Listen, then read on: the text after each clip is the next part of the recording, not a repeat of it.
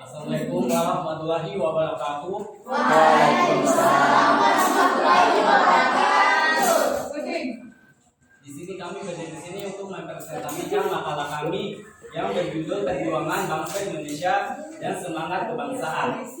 Pertama-tama saya mengucapkan segala puji bagi Tuhan seluruh alam, dan juga jangan lupa kita bersalawat kepada baginda kami Nabi Muhammad SAW. Dan juga saya berterima kasih kepada dosen penggabung karena memberikan kami materi yang sangat berguna dan bermanfaat bagi kami, yang berjudul Perjuangan Bangsa Indonesia dan Semangat Kebangsaan. Di sini saya akan memperkenalkan teman-teman saya. Pertama, Wadisidi Ainun, kedua Serviana Sumitro, ketiga Nisa Alwan, keempat Kelan Nurlaila, kelima Hasriani, keenam Febri, ketujuh Liris Rahmawati, dan kedelapan ya Yelsa Wehasdi. Di sini materi pertama yang akan dibacakan oleh Wadisidi Ainun. Terima kasih kepada moderator yang sudah memberikan kesempatan saya. Saya A. Pengertian perjuangan. Perjuangan merupakan suatu usaha untuk meraih sesuatu yang diharapkan demi kemuliaan dan kebaikan. Istilah perjuangan banyak diterapkan dalam berbagai konteks atau aktivitas. Sedikitnya ada 3 pengertian perjuangan secara harfiah, yaitu 1. Perjuangan berarti usaha yang penuh dengan kesulitan dan bahaya. 2. Istilah perjuangan identik dengan usaha untuk merebut sesuatu atau peperangan untuk mencapai dan mempertahankan kemerdekaan. Dan 3. Dalam konteks politik, perjuangan berarti wujud interaksi sosial termasuk persaingan, penanggalan dan konflik. Oke, di sini saya akan melanjutkan paparan materi dari tugas saya. Pada masa penjajahan, perjuangan adalah segala usaha yang dilakukan dengan pengorbanan, peperangan dan diplomasi untuk memperoleh atau mencapai kemerdekaan. Sementara itu, pada awal kemerdekaan, perjuangan dilakukan untuk mempertahankan kemerdekaan. Perjuangan mempunyai arti luas, sehingga apa yang dilakukan oleh pahlawan-pahlawan di Nusantara merupakan peristiwa-peristiwa dalam perjuangan nasional Indonesia. Susanto Tirtoprojo. Akan dilanjutkan oleh kata lagi. Baik, saya akan melanjutkan materi dari saudari Servi, yaitu B. Konsep dan istilah kebangsaan.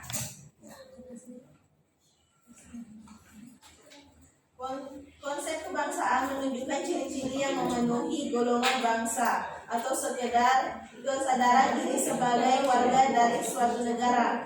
Paham yang mendasarkan diri pada perasaan kebangsaan atau ajaran untuk mencintai bangsa dan negara sendiri disebut nasionalisme. Konsep kebangsaan Indonesia tercermin pada semboyan Bhinneka Tunggal Ika. Walaupun terdiri atas berbagai suku, bangsa, dan golongan yang tersebar di beribu-beribu pulau, namun kita tetap berbangsa satu, bangsa Indonesia. Untuk memelihara keutuhan bangsa dan negara dibutuhkan para persatuan yang terus-menerus dipupuk seraya mencegah timbulnya pemikiran seolah persatuan bangsa dan terciptanya adalah kehidupan yang terpecah menjadi beberapa negara. Sebaliknya, suatu kehidupan dalam satu negara pun jarang sampai menghilangkan esensi kenegaraan budaya dari berbagai suku bangsa yang ada. Segala perbedaan di antara kita harus dipandang sebagai kekayaan bangsa, bukan sebagai beban yang harus dipertentangkan.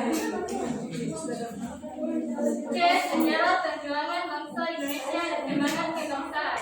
Konsep perjuangan bangsa Indonesia dan semangat kebangsaan sebenarnya tidak dapat dipisahkan dalam proses perjalanan sejarah bangsa Indonesia. Peristiwa sejarah yang menunjukkan perjuangan dan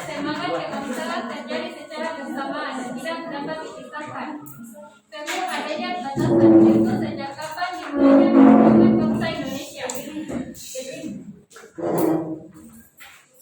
Dan munculnya semangat kebangsaan itu. Mengingat terlalu luasnya istilah perjuangan bangsa Indonesia, maka dalam pembahasan ini perjuangan bangsa Indonesia yang dimaksud adalah perjuangan bangsa Indonesia melalui pergerakan rakyat dan organisasi kemasyarakat maupun politik untuk menjadi suatu bangsa dan negara yang merdeka.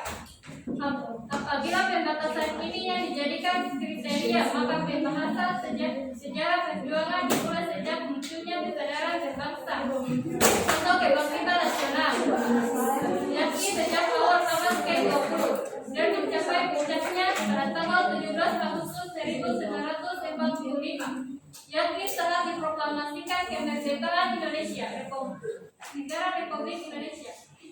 Menurut Surjo Jodo 1989, perjuangan bangsa untuk mencapai kemerdekaan di negara-negara Asia yang pernah mengalami proses penjajahan pada umumnya mencapai puncak pada pertengahan abad ke-20, yakni melalui proses dekolonisasi antara tahun 1945 sampai 1955. Negara-negara yang merdeka dalam periode tersebut selain Indonesia adalah Lebanon dan Sri Lanka. 21 Juni 1945, Yordania 25 Maret 1946, Filipina 7 Juli 1946, India dan Pakistan 15 Agustus 1947.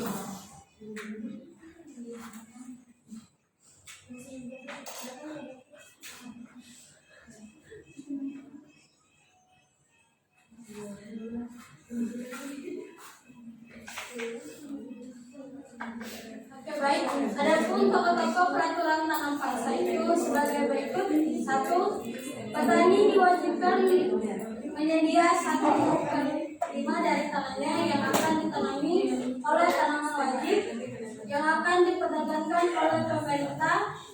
Tanaman wajib itu berupa nilai, tebu, tembakau, dan kopi. 2. Hasil tanaman wajib diserahkan kepada pemerintah dengan harga yang telah ditetapkan oleh pemerintah. 3. Tanah yang dikenakan tanaman wajib dibebaskan dari pajak tanah. 4. Tenaga yang diperuntukkan bagi pemeliharaan tanaman wajib tidak boleh melebihi tenaga kerja demi penggarapan tanah. 5. Mereka yang tidak memiliki tanah dikenakan wajib kerja di perkebunan selama 65 hari setahunnya. 6.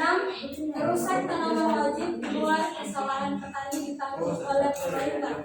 Baik.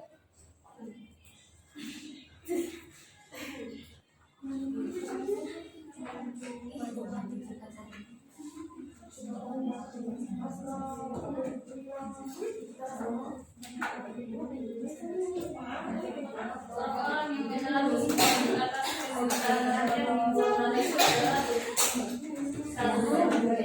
bangun novel seorang pendeta yang akhirnya bertanggung antara dan mengisi ratifikan Islam ini.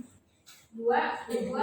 Novel Shakespeare terkenal dengan kemarahan bekas asisten presiden mereka mengundang dan tidak tahan melihat kesejahteraan rakyat akibat penyanyian Belanda. 3. Mr. Demeter yang diambil kesempatan Indonesia dan berpendapat bahwa Belanda mempunyai uang kepada rakyat di Indonesia.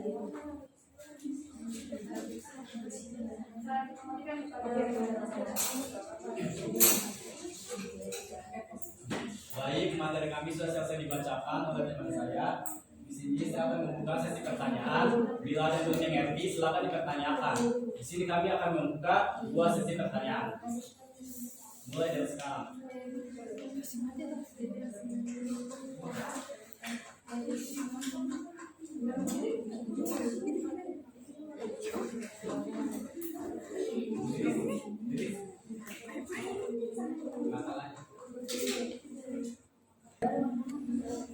Bismillahirrahmanirrahim. Assalamualaikum warahmatullahi wabarakatuh. Waalaikumsalam warahmatullahi wabarakatuh.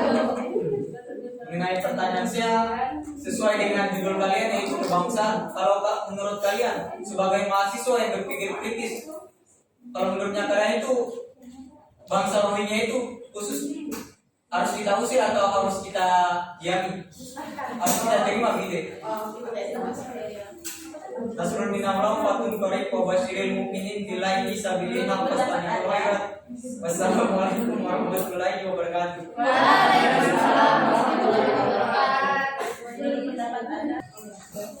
Baik, teman saya akan membacakan pertanyaan dari Ferry Al-Fahizi. Yang pertama, Anissa Akbar. Baik, terima kasih atas kesempatan yang diberikan oleh moderator. Di sini saya akan menjawab pertanyaan dari saudara Ferry. Untuk pertanyaannya, yaitu menurut pendapat Anda bagaimana cara mengatasi masalah bangsa atau suku Rohingya yang datang ke Indonesia dan berikan solusinya? Yang perlu kita ketahui di sini bahwa suku Rohingya merupakan penduduk Myanmar yang tidak diakui, sehingga mereka melarikan diri dan mencari wilayah untuk mengungsi. Salah satunya mereka mengungsi di Indonesia, khususnya di daerah Aceh tersebut. Kalau untuk pandangan kami sendiri di sini, yaitu bangsa Rohingya yang datang di Indonesia lebih baik ditolak karena keberadaan mereka mengganggu dan tidak menaati peraturan di daerah tersebut. Akan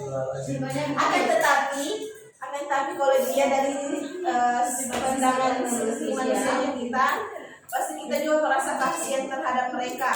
Dan ada pun solusinya jika mereka diterima, yaitu ada baiknya pemerintah menyediakan wilayah dan fasilitas untuk mereka tempati sementara agar warga di daerah di sana, daerah di Aceh tidak merasa terganggu dan dengan keberadaan mereka. Itu saja. Terima kasih.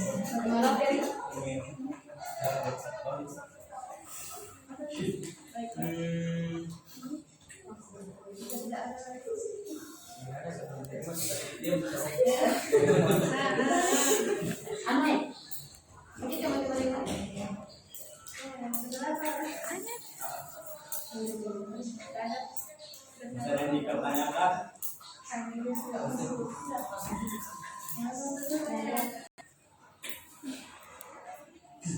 Baik, kelompok kami sudah selesai mempresentasikan makalah kami. Sekian dari kami. Wassalamualaikum warahmatullahi wabarakatuh.